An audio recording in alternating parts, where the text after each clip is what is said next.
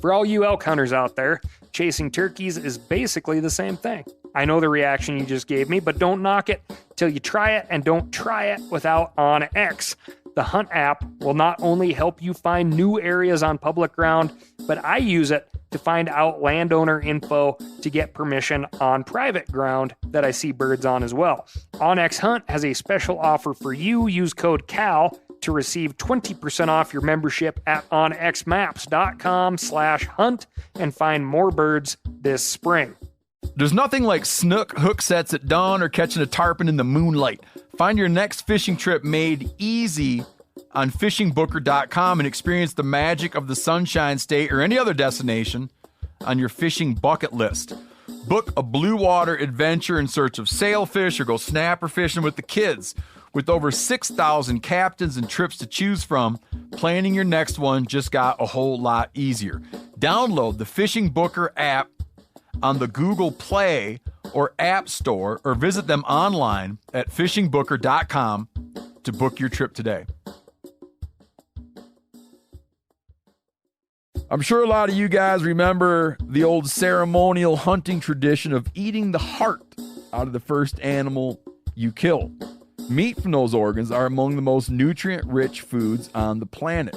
You can get those same benefits your ancestors craved via convenient daily capsules from Heart and Soil. Find out more at heartandsoil.co. And remember, use code MeatEater for 10% off your purchase.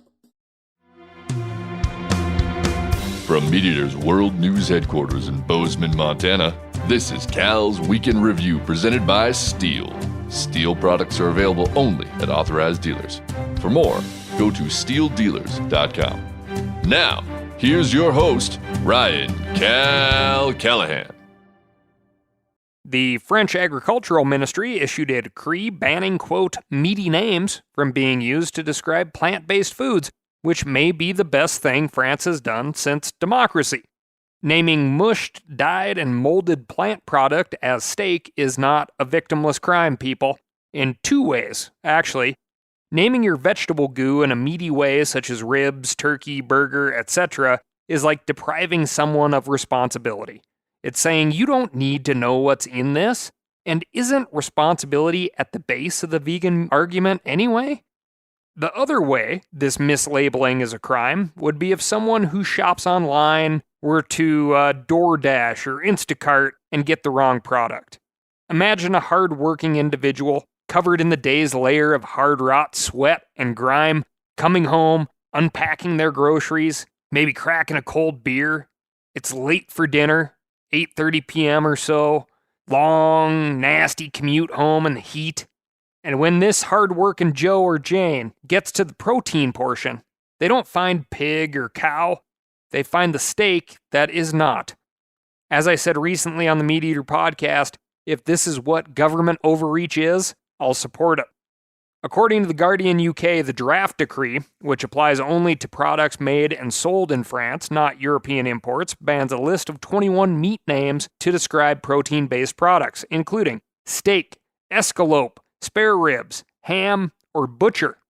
More than 120 other meat-associated names such as cooked ham, poultry, sausage, nugget, or bacon will still be authorized, but only if the products do not exceed a certain amount of plant proteins, with percentages ranging between 0.5% and 6%. This would effectively mean that products marketed with labels such as vegan bacon or vegan cocktail sausages would have to change their name. Now, I truly have no interest in knocking the way anyone lives, which may not seem genuine at this point in the opening. Used to be article and now is a monologue, apparently. So let me finish the braise on this carrot and plate it for you. Knowing where your food comes from is very important to me. Whether you grow it in a garden or get it from a gardener or a farmer you know, this is critically important as we humans grow in population.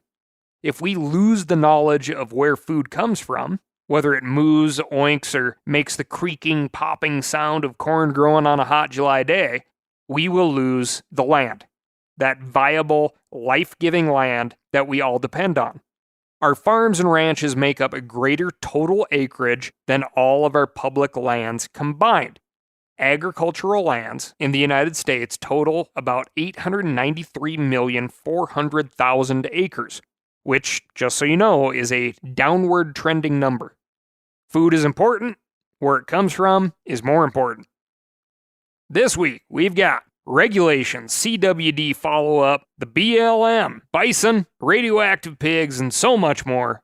But first, I'm going to tell you about my week. And my week, well, it will be spent on a boat by the time you hear this. I'm going spearfishing for bluefin tuna again, hoping to report on next week's podcast that I got one, and now have to suffer through the burden of 100 pounds or so of delicious bluefin tuna in my freezer. In order to prep for this trip, as a landlocked citizen of the U.S., I've been running the local trail systems, trying to tackle altitude and vertical with a high heart rate, lifting weights, which I have avoided for a lot of years because I find gyms to just be depressing places where humans who work for a living should not have to visit. Damn you, computers. Damn you. Damn you all to hell!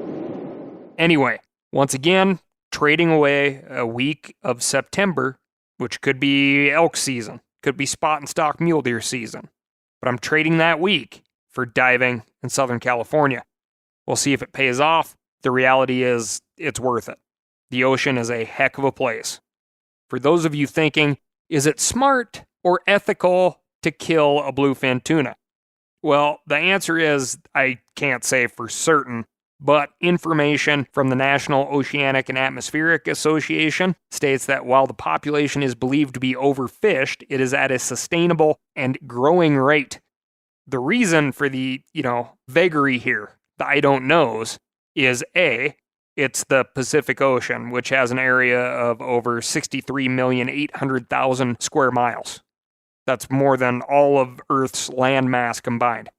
And B, a significant portion of the Pacific bluefin tuna population migrates from the western Pacific to the eastern Pacific, or let's say 5,500 nautical miles from offshore California to the Sea of Japan. A journey bluefin have made in like 55 days. And that migratory population is actually pretty much fished the entire way. Bluefin can live up to 25 years of age and get huge, topping scales at over 900 pounds, but it takes them 5 years to hit sexual maturity, which means they are relatively slow to reproduce, and as we've said many times on this show, that's a recipe for overfishing, depleting your resource. And this particular resource, us people who want to practice responsible fishing, we only have a small impact on that resource as it travels into other jurisdictions, let's say. So a lot more to report on the back end of this one. And again, why does all the good stuff happen in September and October? Moving on to the regulations desk. South Dakota Game and Fish has voted to essentially table the idea of expanding hound hunting for mountain lions in the Black Hills until further review and revision at the end of 2023. Hound hunters had expressed a need for increased opportunity, but what appears to be a fairly liberal take of female lions already has the population in check, and it seems like a fair amount of people who wrote in actually enjoy the ability to chase lions without dogs once the snow hits. Now we're going to move on, and we're going to tackle some CWD questions. In Texas, as we reported on a couple weeks ago, the folks over at the Ox Ranch made the news for defying Texas Parks and Wildlife Division's order to euthanize deer on their property. This time, in McLennan County, there's 2 deer breeders that were issued kill orders from the Texas Department of Fish and Wildlife for a shipment of deer consisting of 29 animals, reportedly worth $1 million. The breeders of the deer successfully won a restraining order against TPWD. It seems one individual tested positive for the always fatal disease, and the state requires post-mortem testing of all of the associated deer from that facility. The breeders are angling for live testing, and in a written statement, say the fawns have been bred to be CWD resistant. I'm going to put an asterisk next to that, and we'll get back to why. Here are a couple of quotes that came in from our last Texas CWD article.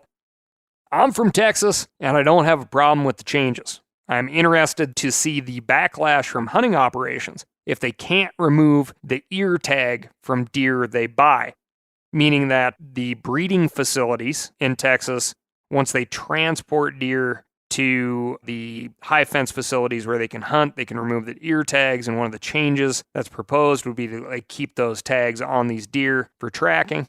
This fellow goes on to say, seems like that may deter clients from hunting because an ear tag would remove more of the, quote, hunt from their high fence experience.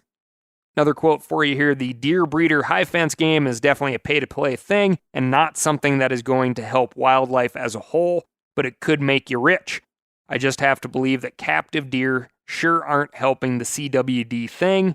Signed, Just a Texan's thought on this whole thing.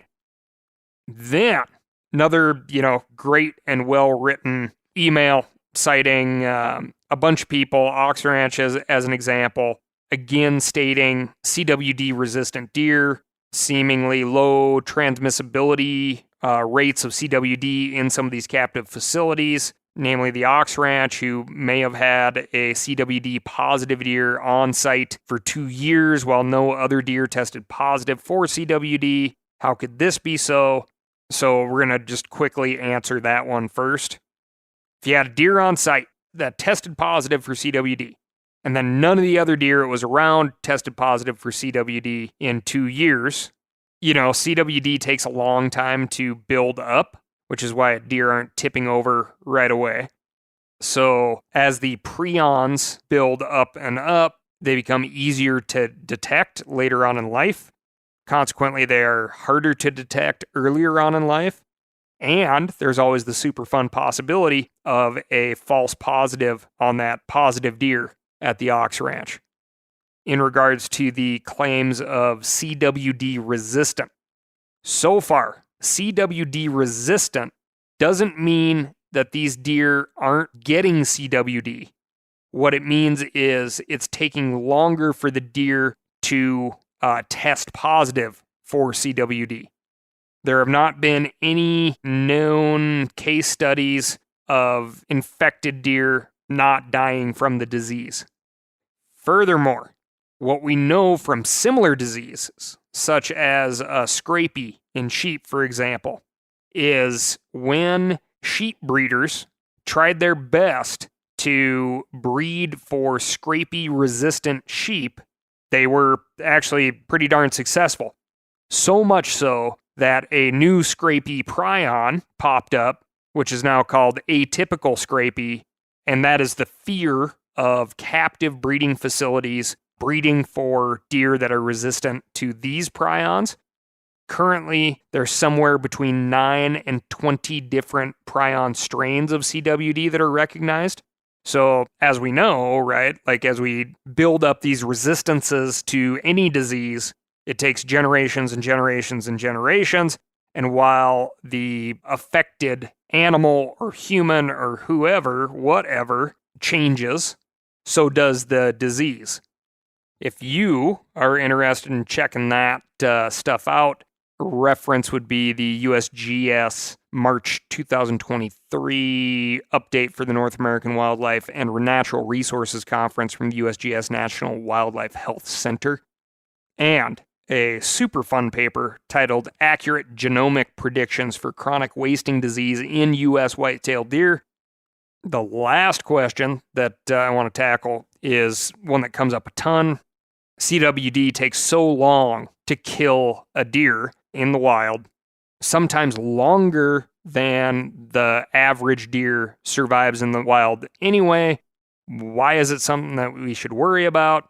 And the answer is, and this isn't like a blanket answer for all deer, right? But the deer that are alive and positive for CWD, but aren't exhibiting symptoms, aka they're not stepping in front of trucks or hunter's bullets because they're not thinking well, they're still spreading these prions around, even though they're exhibiting healthy behavior. So, yeah, you're right. There's a lot of things out there on the landscape that are very confusing. It's very daunting as well because these prions are moved around by people and other animals to a certain degree and quote unquote healthy deer. So the fight against CWD for wild populations is the same for these private populations, right? It's like, try not to move them around. Why help it out? Hunters, that just means butchering your deer in the field, getting it tested. Testing a deer, whether you want to consume it or not, does help our agency officials figure out how dense CWD is in a lot of areas and if it's popping up in new areas. So it's all good data. Citizen science. Embrace it. Don't be afraid of it. For all you elk hunters out there, chasing turkeys is basically the same thing. I know the reaction you just gave me, but don't knock it till you try it, and don't try it without OnX. The Hunt app will not only help you find new areas on public ground, but I use it to find out landowner info to get permission on private ground that I see birds on as well. OnX Hunt has a special offer for you. Use code CAL to receive 20% off your membership at onxmaps.com/hunt and find more birds this spring. Now, a lot of you guys are familiar with the old hunting tradition of eating, some organ, the heart or a chunk of liver off the first animal you kill. I had that when I was a little kid, and it was a big deal. Organ meats were always prized by frontier people who knew the importance of getting a lot of different minerals and nutrients. And as often is the case, those guys were onto something, because organs are among the most nutrient-rich foods on the planet. And you can get the same benefits your ancestors craved via convenient daily capsules from Heart and Soil, made exclusively from regeneratively raised, grass-fed, and finished cattle. Heart and Soil's unique freeze-drying process means all those important nutrients are trapped in, ensuring you experience every one of the benefits of nature's superfood in a clean, convenient, taste-free capsule. Find out more at heartandsoil.co. And make sure to use code MeatEater for 10% off your purchase. That's heartandsoil.co. Use the code MeatEater. We've all seen plenty of gadgets and fads come and go, but here's one product that stood the test of time. Seafoam Motor Treatment. Lots of hunters and anglers know that Seafoam helps engines run better and last longer. It's really simple. When you pour it in your gas tank, Seafoam cleans harmful fuel deposits that cause engine problems. I'm talking common stuff like hard starts, rough engine performance, or lost fuel economy. Seafoam is an easy way to prevent or overcome these problems. Just pour a can in your gas tank and let it clean your fuel system. You probably know someone who has used a can of Seafoam to get their truck or boat going again. I guarantee you've listened to them because I use it regularly. People everywhere rely on Seafoam to keep their trucks, boats, and small engines running the way they should the entire season. Help your engine run better and last longer. Pick up a can of Seafoam today at your local auto parts store or visit seafoamworks.com to learn more. Moving on to the bear desk. The three-legged bear desk, to be exact. In Florida, a three-legged bear was caught on camera last week breaking into a home and helping himself to adult beverages. Locally known as Tripod, this thirsty Bruin ripped through a screened-in patio and made straight for the mini fridge. The home's owners say he helped himself to 3 White Claws, and he seemed to prefer mango and strawberry. He also sampled some of the fish food that was left next to a fish tank and left a happier and maybe less socially awkward bear.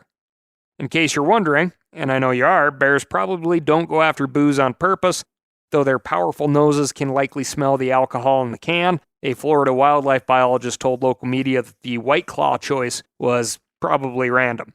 Quote, "Bears will test foods and bite cans to drink what's inside. We do not believe that bears choose cans that are filled with alcohol. It's just a random search." For their part, local residents, including the owners of the home, appear to be taking the break-in in stride. The owner, whose son was at home when Tripod broke in, said, quote, "I was not scared because we know the bear really well. He lives here. We respect their habitat as much as we can." Which is odd because old Tripod made your back porch and fridge his habitat. Florida wildlife officials have no plans to catch Tripod at this point, noting that the bear only broke into a screened-in porch and the fridge was unsecured. Because if you leave an unsecured fridge, you're basically asking for it. I don't know whether Tripod's lack of a limb actually impacts his ability to eat a natural diet, but it is true that predators who become disabled often wind up making trouble around towns and cities. To take a far more deadly example, tigers in India that become injured can sometimes turn to easier two-legged prey. One of the world's most famous tiger hunters, a man named Jim Corbett, explains in his books how he often found that man-eating tigers had some kind of injury that kept them from hunting their usual diet. This was sometimes a porcupine quill that got infected in a cat's mouth or paw. You can read more about Corbett's life and hunts at themeateater.com. Quick hack, I guess, if you will, for securing things. Obviously, big fan of Yeti coolers. I had them forever. In fact, first Yeti cooler in the state of Montana. Verifiable, no doubt. Anyway, I've always liked them for the bear security, right? Grizzly bear state here. I have found, and this may or may not be helpful to you, but if you're someone who gets a lot of guns, new firearms come with firearm locks. So you can lock up the action or trigger mechanism, part of a child-safe gun environment at the home. Well, I have a big lockable wall in my house that no kid's going to get into, or anybody who isn't willing to rip through a wall to get in there. So several of my child-safe locks have become locks for my Yeti coolers. So once padlock's on there, they're safe. They're considered like a bear-proof container, which is a real sweet deal. So just a little something for you. Moving on to the conservation desk. The Bureau of Land Management announced last week a $28 million investment in 6 large conservation projects around the country. The money for these projects is coming in from last year's Inflation Reduction Act, and the BLM will be partnering with several organizations you might recognize. $8.9 million, for example, will be going to Trout Unlimited for a large-scale watershed and aquatic restoration initiative across arid landscapes of the Upper Colorado Basin, California Great Basin, and Columbia Pacific Northwest regions. According to a BLM press release, this initiative will improve drought resiliency, promote aquatic connectivity, and conserve ecosystems, habitats, and the species that depend on them. Another $3.5 million will be going to the Mule Deer Foundation to improve and conserve important habitat for mule deer and sage grouse on BLM land. This agreement will focus on defending and growing coarse sagebrush habitat, which provides key winter and migratory habitats for mule deer. Backcountry hunters and anglers will also be receiving $2.5 million to employ and manage a team to inventory, modify, and remove fences on BLM lands in areas of identified need.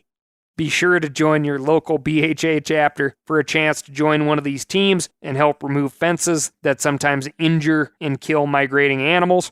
These aren't the only projects receiving money. The Nature Conservancy, the National Fish and Wildlife Federation, and the Navajo Nation will also be receiving part of that $28 million to fund other conservation projects. Volunteers and responsible hunters and anglers are a crucial part of conserving our habitat and wildlife. But sometimes it's necessary to throw a pile of cash at a problem. When that money is used responsibly and efficiently, it can be a huge help to the animals we love and the places they live.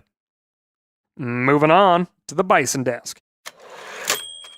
The National Park Service has published a draft environmental impact statement for a bison management plan at Yellowstone National Park. This plan describes 3 alternatives for managing bison in the park, including population goals and hunting methods. Thanks to all of you who sent this one in.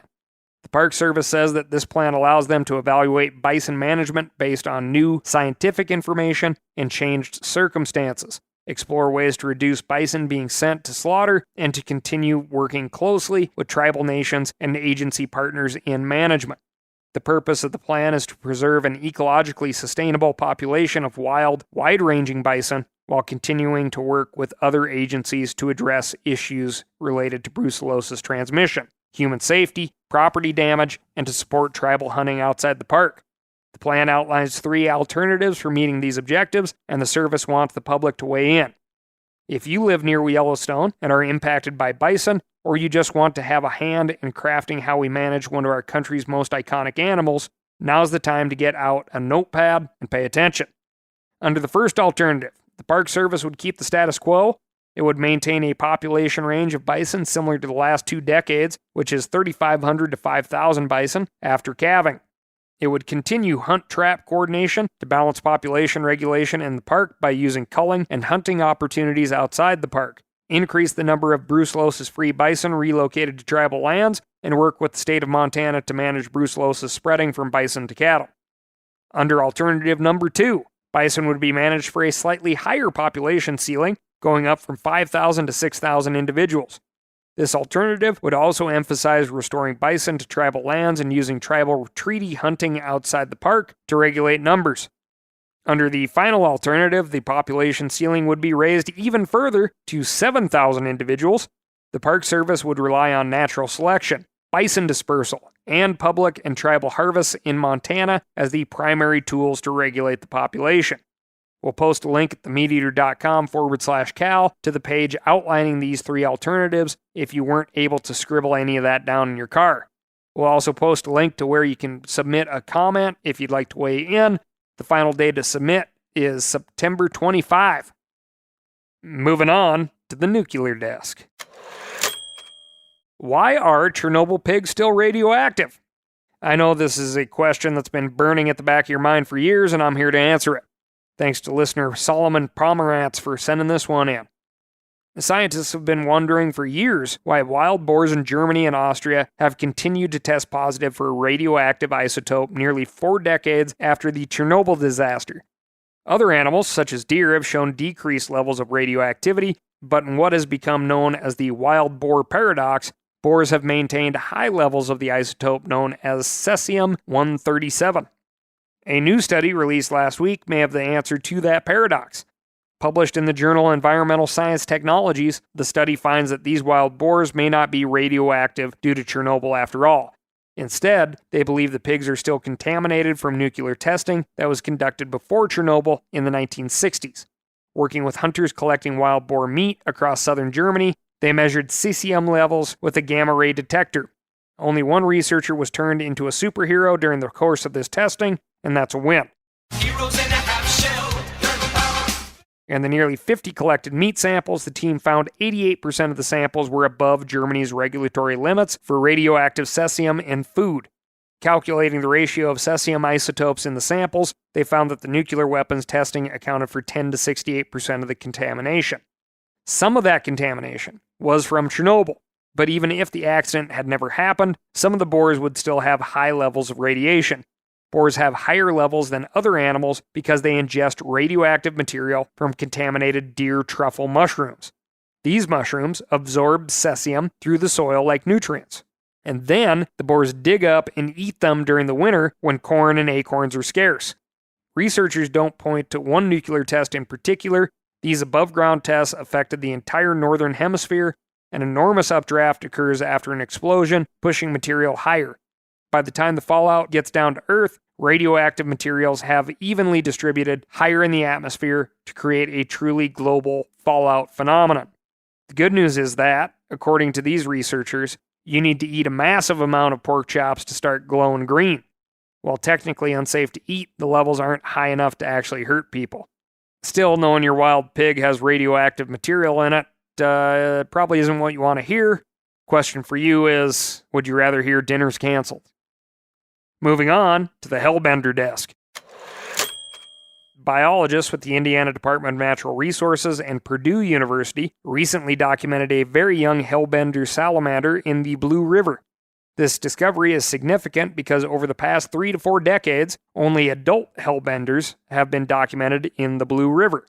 The presence of a young salamander suggests that conservation efforts and rearing programs are accomplishing their goals for the recovery of this endangered species. Finding Hellbender larvae is a huge benchmark of the program's success, said DNR's Nate Engbrecht, the state herpetologist.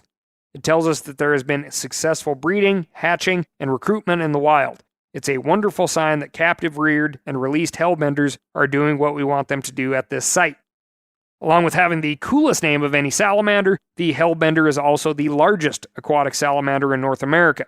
They can grow as long as 30 inches, though most are between 12 and 15.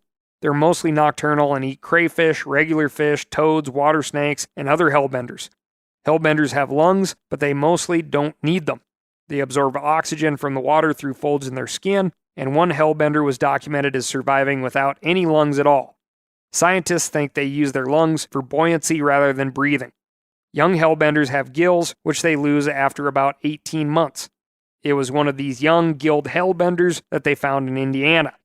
Hellbenders were listed as endangered in 2011, and efforts are underway to grow their numbers. It takes 7 to 8 years for hellbenders to reach sexual maturity, so finding a young salamander is a great sign for their recovery. That's why, if you ever find a hellbender on the end of your fishing line, just cut the line and let it go. The salamanders aren't poisonous, but you're more likely to injure or kill it by handling it. Big thanks to listener Kara Wagner for sending us this story. That's all I got for you this week. I'll try to capture something really good from Tuna Town and get back to you next week. Thanks again, and remember to write in to ASKCAL. That's AskCal at themeateater.com, and let me know what's going on in your neck of the woods.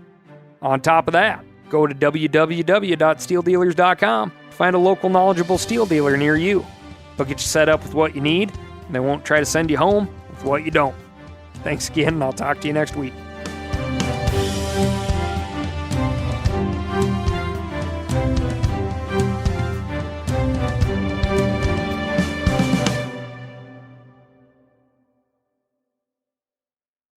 I'm sure a lot of you guys remember the old ceremonial hunting tradition of eating the heart out of the first animal you kill. Meat from those organs are among the most nutrient-rich foods on the planet. You can get those same benefits your ancestors craved via convenient daily capsules from Heart and Soil. Find out more at heartandsoil.co. And remember, use code MeatEater for 10% off your purchase.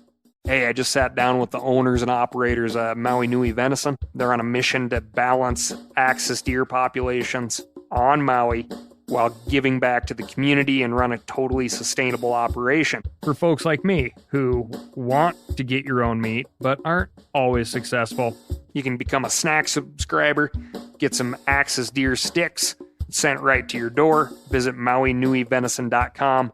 That's MAUINUI. venison.com and use promo code CAL for 20% off your first order.